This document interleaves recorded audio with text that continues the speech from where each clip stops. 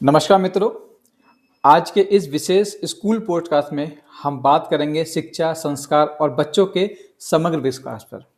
हमारे साथ आज उपस्थित सीनियर सिटीजन वेलफेयर के ट्रस्टी और बासुबरल Saraswati Vihar senior secondary school Bareilly के प्रबंधक माननीय कमलेश कुमार मित्तल जी। आप शिक्षा के क्षेत्र में अनुभव, दूरदर्शिता और मूल्य आधारित सोच के लिए जाने जाते हैं।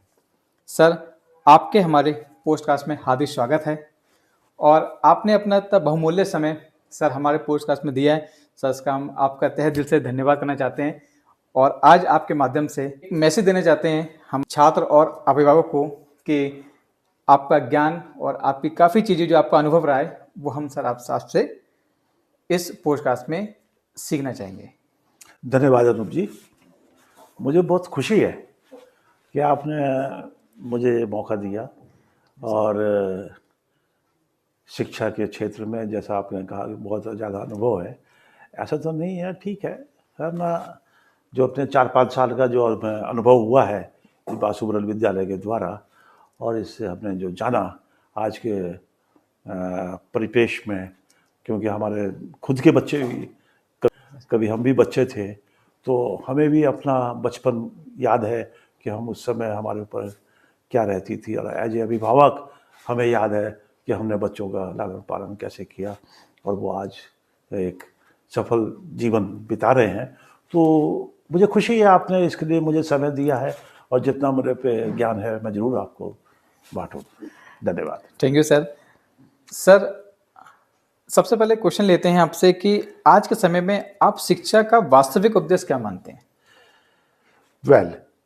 वास्तविक उद्देश्य शिक्षा का तो एक ही है मेरे विचार से कि अपना भविष्य सुधारना और एक समाज के अच्छे चरित्रवान, नैतिक इंसान और जिम्मेदार नागरिक बनना। और शिक्षा जो आपका वर्ड है ये शिक्षा, इस शिक्षा को हम दो भाग में मैं चाहूँगा कि आप इसको समझें। एक तो स्कूली शिक्षा और एक टेक्निकल जो आपका हायर एजुकेशन होती है वो। अब मैं स्कूली शिक्षा से जुड़ा हुआ हूँ। बासुबरल विद्यालय एनसी से लेकर 12वीं तक का एक सीबीएसई एफिलिएटेड विद्यालय है और इसमें बच्चे एनसी से लेके 12वीं तक 15 साल यहाँ पे अपना जीवन यापन करते हैं, जो कि एक जीवन का महत्वपूर्ण समय है। तो उसके बारे में मैं चाहूँगा कि हम लोग बात करें, ज़्यादा फ्रूटफुल रहेगा आज के विषय में। सर, आज की प्रतियोगी शिक्षा, जब हम कंपटीशन लाइफ की बात करते हैं, ये व्यवस्था जो बच्चों पर क्या प्रभाव पड़ रहा है सर इसका? देखिए, प्रतियोगिता तो सारे जीवन रहनी है। हमारा जो भारतवर्ष है इसके जनसंख्या, इसकी आज की तारीख में आप देख रहे होंगे कि हर पेरेंट्स काफ़ी जागरूक है शिक्षा के प्रति। वो हर पेरेंट्स चाहते हैं कि हमारा बच्चा अच्छे विद्यालय में शिक्षित हो जाए और वो एक अच्छा नागरिक बन के देश का भी और परिवार का भी वो सहारा बने। तो जहाँ तक प्रतियोगिता है, प्रतियोगिता से तो हम बच नहीं सकते, वो हर लेवल पे है। और स्कूल लेवल पे आपकी प्रतियोगिता तो अच्छे अंक लाना ही है। किसी तरह किसी से जो है हमें अच्छे अंक आए, क्योंकि 12वीं की परीक्षा बच्चे का ये डिसाइड करती है, दिशा निर्धारण करती है कि वो आगे जीवन में किस दिशा में जाएगा। क्योंकि यहीं से ही वो उसके आगे का फिर सिलेक्शन अपना स्ट्रीम चुनते हैं कि हमें आगे क्या कैसी पढ़ाई करनी है और किस फील्ड में जाना है। तो उसके लिए प्रतियोगिता से तो हम मुंह नहीं मोड़ सकते। बल्कि हाँ, मैं साथ साथ ये भी कहना चाहूँगा कि बच्चों को दिमाग में इतना ज़्यादा टेंशन, इतनी ज़्यादा तनाव नहीं रखना चाहिए प्रतियोगिता के प्रति। आप अपना सर्वश्रेष्ठ कीजिए। जीवन में 15 साल काफ़ी होते हैं और महत्वपूर्ण हैं ये आपके लाइफ के। इसमें एक दिन में ही ज़रूरी नहीं है कि आपको IITN बनना है, तो ज़रूरी नहीं है कि आप NC से ही IIT की तैयारी शुरू कर दें। आप खेलिए, कूदिए, पढ़िए, है अपने शरीर का, स्वास्थ्य का, मानसिक का, सबका ध्यान रखिए। तो आप स्वतः ही तैयार हो जाएंगे वो प्रतियोगिता के लिए भी। अगर आप खाली इस पे ही जोर देंगे, आज की तारीख में जो मैं देखता हूँ, बच्चे भी काफ़ी शुरू से ही तनाव में आ जाते हैं, क्योंकि चाहे तो उन्होंने अपने बड़े भाई को देखा या पड़ोसी के बच्चे को देखा, या लोग घर में भी कंपेयर हो जाता है कि भाई देखो अपने बड़े भाई को देखो वो क्या कर रहा है और तुम क्या करते हो, तो वो उससे तनाव में आ जाते हैं। तो मेरा विचार है कि बच्चों को तनाव मुक्त रह के अपना स्नेह अपनी यात्रा पूर्ण करें, और वो उन्हें कोई दिक्कत नहीं आएगी, और बस पॉजिटिव एटीट्यूड रखें कि जरूर आएंगे, और बाकी विद्यालय तो सहायक होता ही है। सर आपके अनुसार पढ़ाई के साथ साथ नैतिक शिक्षा कितनी आवश्यक है?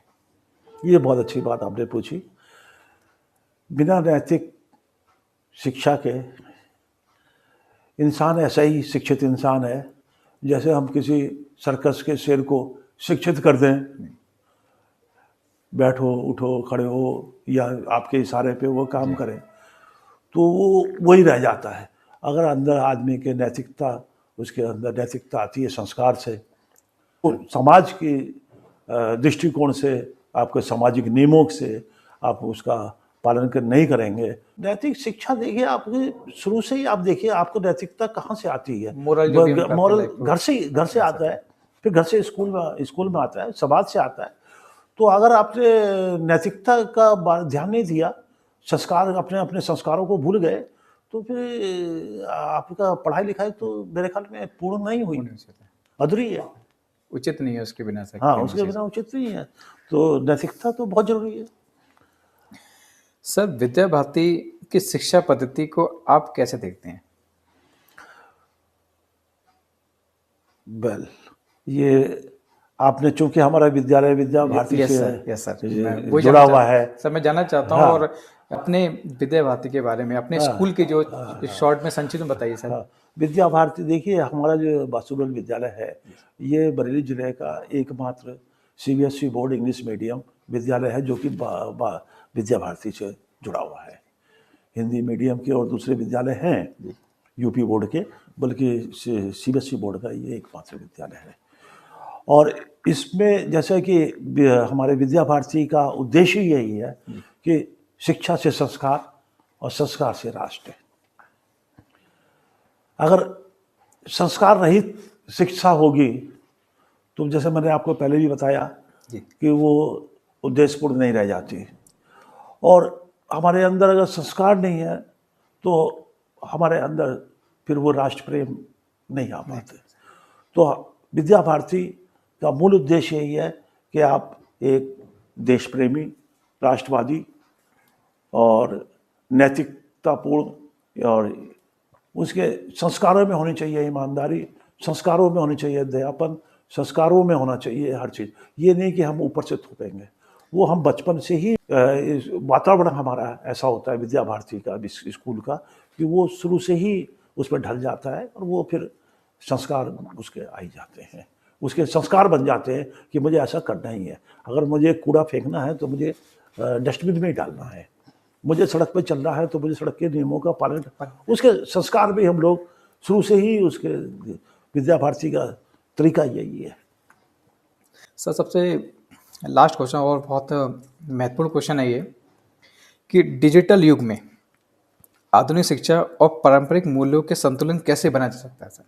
क्योंकि ज़माना सा AI का चल रहा है, तो उस समय अब आधुनिक शिक्षा जो हमारी चल रही है सर, भी आपने बताया कि विद्या भारती को संस्कारों से हमने उसको तोला है, तो उसकी सर साठ घाट हम कैसे बना के चले साथ में उसको? हाँ देखिए, संस्कारों ये मतलब संस्कार का मतलब ये थोड़ी ना कि हम आधुनिक नहीं होंगे जी। अरे संस्कार का मतलब ये है कि हमारे जो अपने प्राथमिक मूल्य हैं उसको साथ में रखते हुए, उसको ग्रहण करते हुए, हमें आधुनिक युग से, आज के ज़माने में वर्ल्ड में तो हमें आधुनिक कंपटीशन है ना। Yes sir. चाहे वो व्यापार का क्षेत्र हो, चाहे मैन्युफैक्चरिंग क्षेत्र हो, चाहे सर्विस क्षेत्र हो, हर चीज़ में कंपटीशन तो है ही, और ग्लोबल है। तो उसमें तो बिना आधुनिकता के तो हम नहीं कर सकते। हम AI से बुक मोड़ नहीं सकते, और कंप्यूटर युग से या रोबोटिक साइंस से हम नहीं परहेज कर सकते। और वो सब हमारे विद्यालय में आजकल दी जा रही है। और तो सीबीएसई बोर्ड ने भी उसको एज ए कोर्स में लागू कर दिया है कि आप as a sixth optional course है, ऑप्शनल सब्जेक्ट है, उसमें आपको इनमें से चॉइस में से कुछ ले सकते हैं। और कौशल के क्षेत्र में भी, जैसे कि बच्चा जो 12वीं करके यहाँ से जब पास आउट हो तो वो खाली किताबी खिड़ाई ना रहे, उसको कुछ आता भी हो, कुछ सीख के निकले।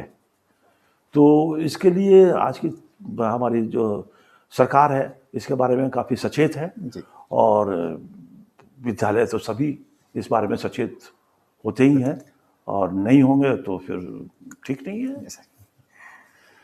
सर अंत में सर एक संदेश दीजिए हमारे पेरेंट्स के लिए कि जो उनके लिए चीज़ें बहुत वैल्यूबल लगें।